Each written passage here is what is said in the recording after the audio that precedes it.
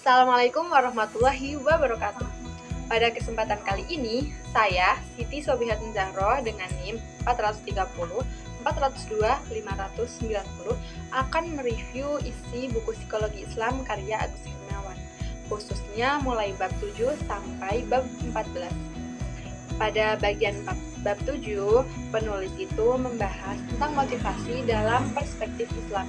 Motivasi dijelaskan sebagai dorongan yang membuat seseorang melakukan suatu tindakan untuk mencapai tujuan tertentu. Dalam Islam, motivasi tidak hanya berorientasi pada kepentingan dunia, tapi juga untuk memperoleh ridho Allah SWT. Penulis juga menjelaskan pentingnya motivasi dalam kehidupan dan proses belajar, karena motivasi dapat mendorong seseorang untuk lebih semangat dalam menuntut ilmu dan melakukan kebaikan. Selanjutnya pada bab 8 dibahas mengenai pertumbuhan dan perkembangan manusia. Pertumbuhan diartikan sebagai perubahan fisik yang bersifat kuantitatif, seperti bertambahnya tinggi dan berat badan. Sedangkan perkembangan merupakan perubahan yang bersifat kualitatif, seperti kematangan berpikir, sikap, dan kepribadian.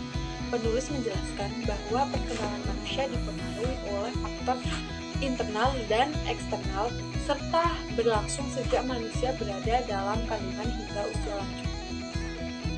Selanjutnya, pada bab bagian 9, penulis itu membahas kesehatan mental dalam perspektif Islam.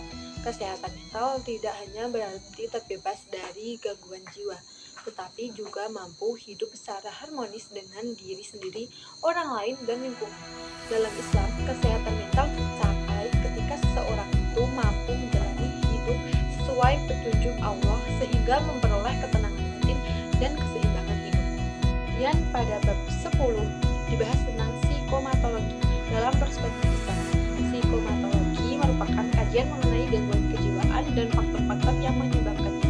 Penulis menjelaskan bahwa gangguan mental dapat berasal dari faktor internal seperti sifat, bakat, dan keturunan, maupun faktor eksternal seperti lingkungan dan pengalaman hidup seseorang. Pada bab 11 dibahas mengenai psikoterapi Islam. Psikoterapi Islam merupakan metode penyembuhan masalah psikologis dengan memanfaatkan nilai-nilai dan ajaran Islam.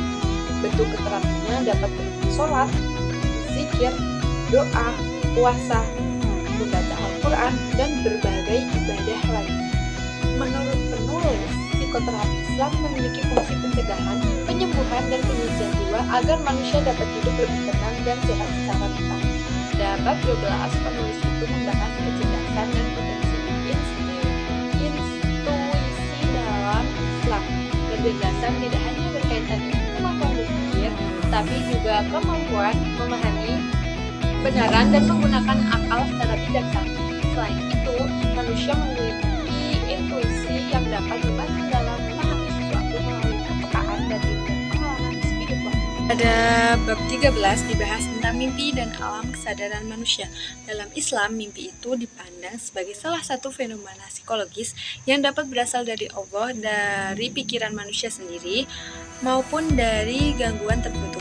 Penulis juga menjelaskan adanya berbagai tingkat kesadaran manusia yang mempengaruhi perilaku dan pengalaman hidup seseorang.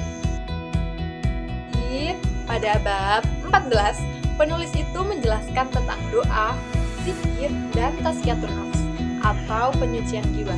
Doa dan zikir dipandang sebagai sarana mendekatkan diri kepada Allah SWT sekaligus sebagai terapi untuk memperoleh ketenangan batin.